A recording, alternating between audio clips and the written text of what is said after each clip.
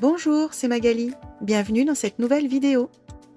Nous allons terminer notre album Shabby, décoré pour ma part avec la collection digitale Éclat botanique de Florju Designs. Dans ce dernier tutoriel, on va travailler des interactions sur les couvertures intérieures de notre album.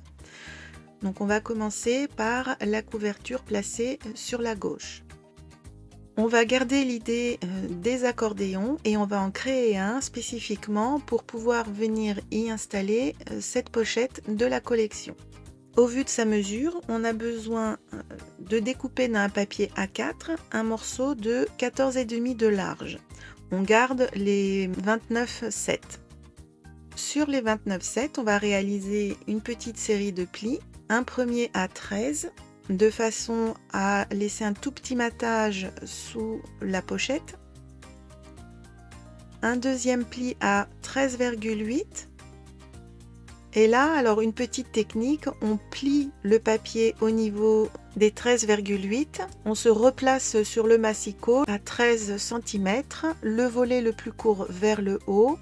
On le dégage pour pouvoir rabattre la réglette et on marque le pli. On rebascule le volet pour pouvoir se caler sur 13,4 et de nouveau on marque un pli. On rabat le volet une dernière fois pour pouvoir se positionner à 14,4 et couper. Ainsi on obtient nos 1 cm de pâte de collage. On marque bien tous ces plis et on a besoin de rajouter un dernier volet. Donc dans un autre papier, on découpe un morceau de 13 par 14,5. On biseaute la pâte de collage du premier morceau et on vient y coller le deuxième, bien raccord, le long de la pâte de collage.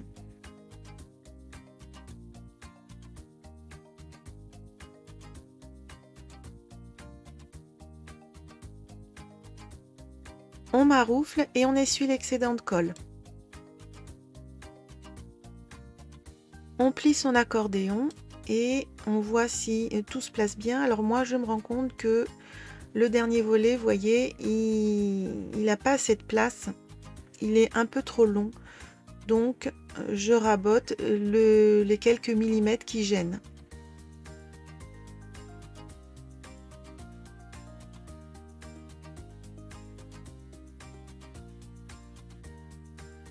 On reprend l'une des grandes pochettes de la collection. Alors le milieu a été évidé, je ne l'avais pas précisé. On marque les plis qui sont prédéfinis. Là aussi, si vous n'avez pas la collection de Aude, vous pouvez éventuellement créer votre propre pochette, qu'elle soit ajourée ou non. Voici ce que cela donne quand elle est positionnée sur l'accordéon. On voit bien le petit matage tout autour. On fait attention de bien positionner son accordéon. Il va se déployer vers le haut. Donc le volet qui se retrouvera collé sur la page, c'est celui qui a sur le haut un gousset d'amplitude de 0,8 cm. On ouvre son accordéon comme je le fais et sur ce volet en particulier à cet endroit, on va placer un aimant. Et on en mettra donc un deuxième sous le volet qui se retrouvera collé sur notre page. On fixe le premier au masking tape ou au scotch ou au double face, plutôt vers le haut mais pas trop près du bord. Il faudra venir le cacher avec des papiers décor par la suite et on l'emprisonne bien.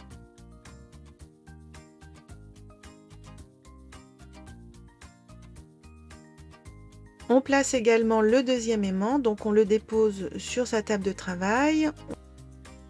On met l'accordéon en forme, c'est-à-dire qu'on fait en sorte que les goussets ne soient pas écrasés. Et on approche l'ensemble de notre aimant qui va venir se plaquer tout seul, attiré par celui qui est déjà en place. On le bloque délicatement avec un petit morceau de scotch et on ouvre pour finir de bien appuyer.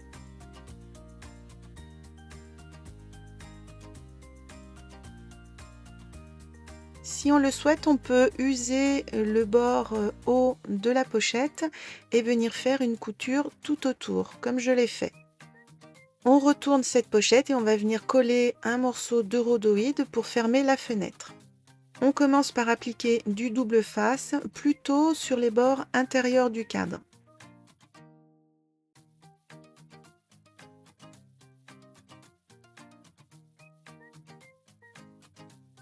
Pour déterminer la taille du rhodoïde, il suffit de s'assurer qu'il va bien recouvrir le double face. Donc ici, il faudra un morceau de 12,5 sur 10,5.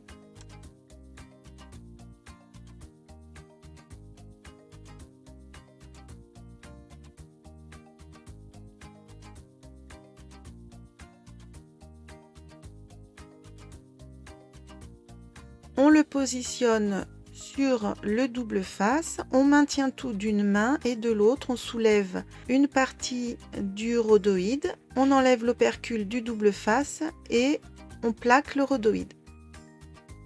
On procède de la même façon pour chacun des côtés. Maintenant sur l'accordéon, on va cacher l'aimant sous le volet. On prépare, comme on l'a fait pour les petits accordéons, enfin en tous les cas pour ma part, deux papiers décor différents, déchirés et assemblés, superposés.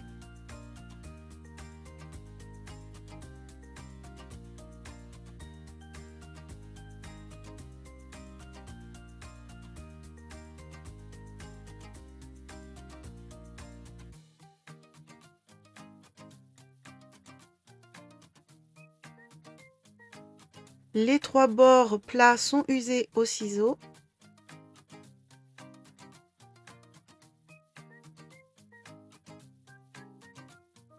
Et je vais également faire une couture sur ces mêmes bords.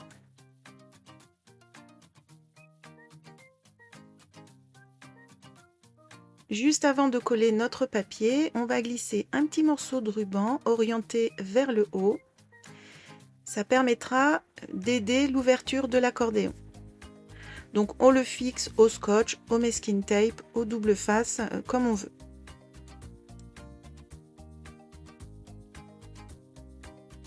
On peut ensuite coller notre papier décor. Alors attention, moi je me retourne dans l'autre sens pour être plus à l'aise. Du coup, il faut aussi retourner le papier décor.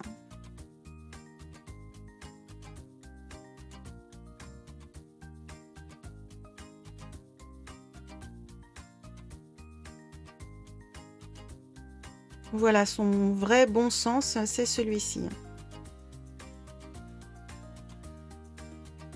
Hop, et vous voyez, le ruban aide à ouvrir.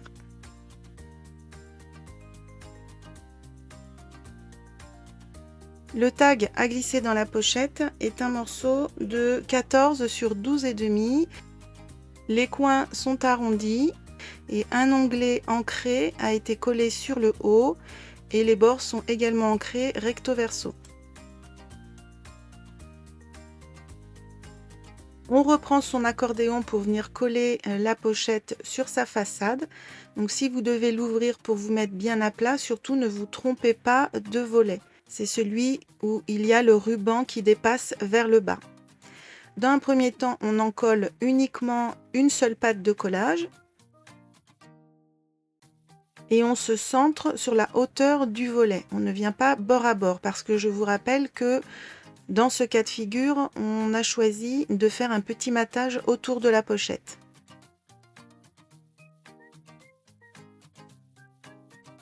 On peut ensuite finir d'encoller les deux autres pattes de collage.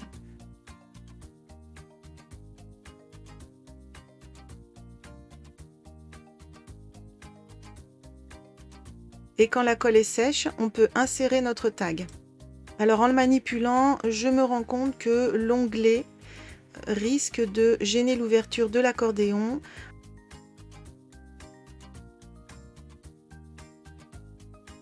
Il faudra simplement ne pas en coller le haut du volet. C'est pas un problème en fait, ça va très bien s'articuler par la suite. Après, si vous choisissez de ne pas mettre un onglet rigide, mais par exemple de mettre un ruban, vous n'aurez pas ce souci.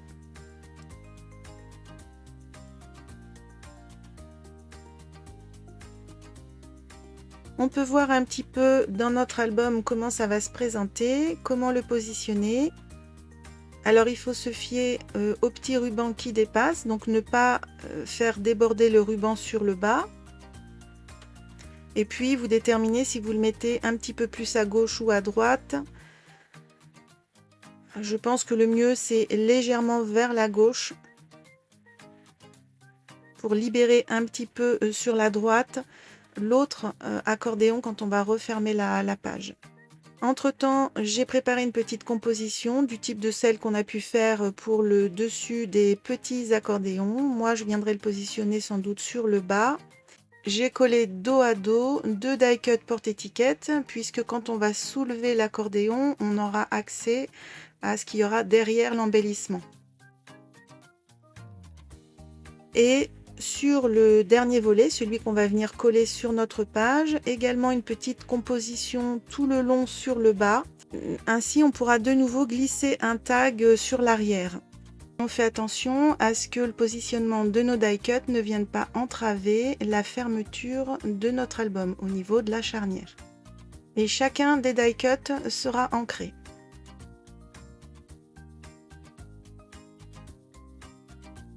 Alors on commence par coller notre accordéon et on n'oublie pas, si on a fait un onglet rigide, de ne pas mettre de colle sur les, on va dire, 2,5-3 premiers centimètres sur le haut. On applique, on maroufle, on essuie l'excédent de colle.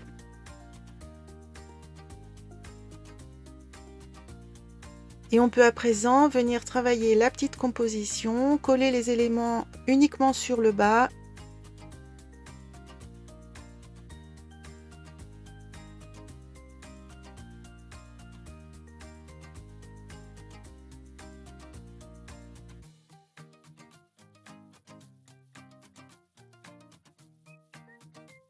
Voici ce que cela donne pour moi.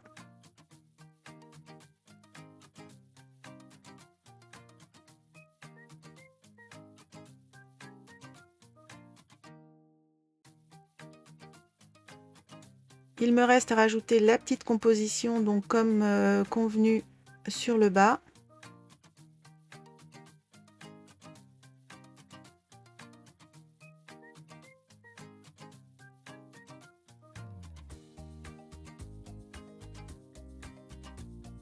Je complète la décoration sur ce volet en rajoutant un petit texte de la collection et un die cut que je vais mettre en volume avec la cartonnette toute fine. Étant donné qu'il y a un petit gousset d'épaisseur, ça ne gênera pas du tout.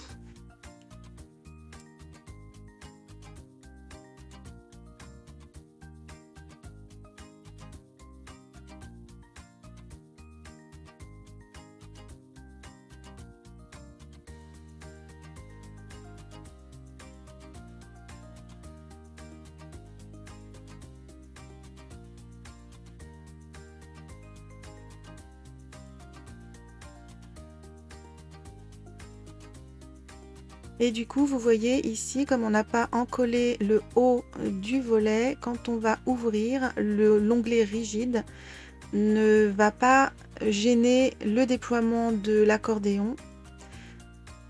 Le papier non collé va simplement être poussé très légèrement pour permettre le passage de cet onglet.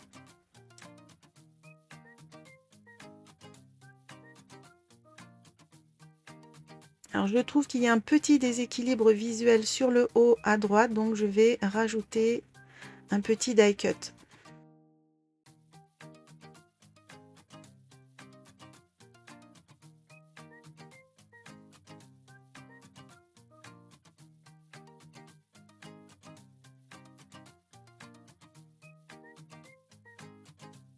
À l'intérieur, donc on peut glisser des tags de la collection, des cartes, directement une photo ou un tag que l'on fait soi-même. Alors moi je vais faire un petit mixte des deux. Je vais prendre un tag de la collection ancré sur les bords sur lequel je rajoute un ruban et je fais un tag d'un morceau de papier de 12 par 12 arrondi avec la perfo Fantasy sur les coins et ancré sur les bords. Comme prévu donc, il reste un petit peu de place au niveau du dos de l'album sur la couverture intérieure. Alors on va faire quelque chose de moins épais que les accordéons, mais on va mettre une petite pochette pour encore plus de photos et de cartes. Là encore, on va utiliser les éléments de la collection. Ce sont des cartes diapo ou cartes à fenêtre, donc il suffit d'évider la partie concernée. Ensuite, moi j'ai fait une petite couture autour de ce cadre. J'ai usé les bords, arrondi les angles, puis j'ai collé la carte sur un papier un tout petit peu plus grand pour créer un matage. J'ai arrondi également les angles de ce papier et enfin j'ai fait une couture tout autour. Et il y a deux éléments de ce type. Ces deux éléments vont se mettre dans une nouvelle pochette du même type que celle que l'on a fait pour la couverture avant. Donc une pochette qu'il suffit d'évider. Cette fois-ci, j'ai usé l'intérieur du cadre comme le haut. Je vais venir coller un autre message à l'endroit où il y en a déjà un dans le design parce que ce message est déjà ailleurs dans mon album. Sur l'arrière, on vient poser du double face sur les bords intérieurs du cadre.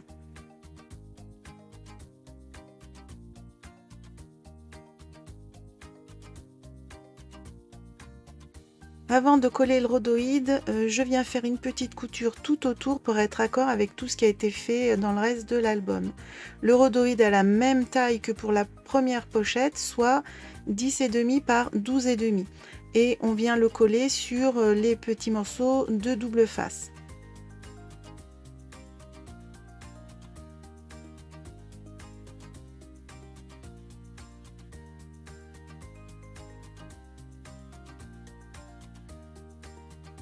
On va coller cette pochette à fenêtre sur une pochette classique.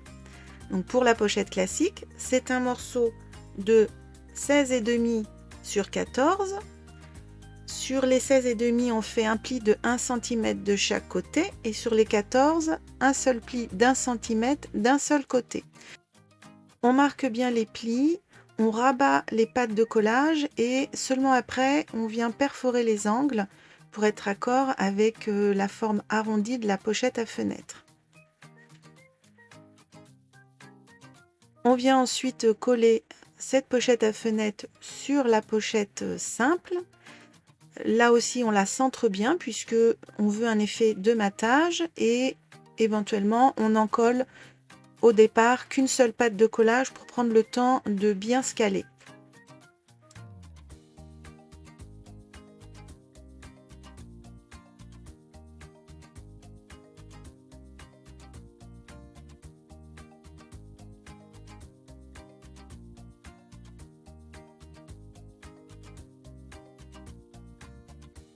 Ensuite, on en colle les deux pattes restantes.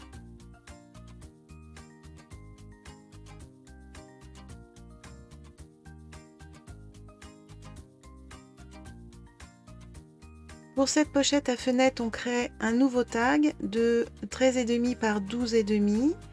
Les coins sont arrondis, les bords ancrés recto verso et un onglet de la collection, également ancré, a été installé sur le haut. La pochette va être positionnée centrée en largeur au niveau de la couverture entre les différentes charnières, plutôt vers le bas pour que sur le haut à l'intérieur puisse dépasser les tags que l'on va glisser dedans.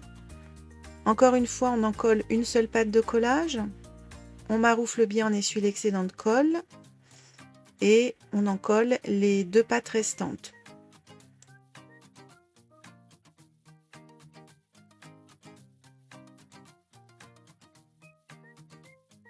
Et dans cette pochette arrière, on y glisse les deux tags que l'on a préparés tout à l'heure. On les laisse dépasser sur le haut, un petit peu de travers.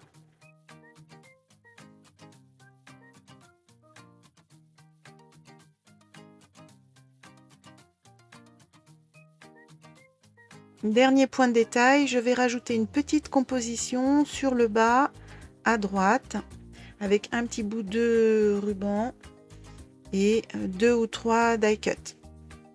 Cette fois-ci, l'album est bien complet. Les éléments ne s'écrasent pas, chaque chose a sa place. Il n'y a plus qu'à remplir de photos. Je suis tombée dans mes tiroirs sur cette décoration pince. Donc les couleurs correspondent très bien aux couleurs de l'album en général et au thème.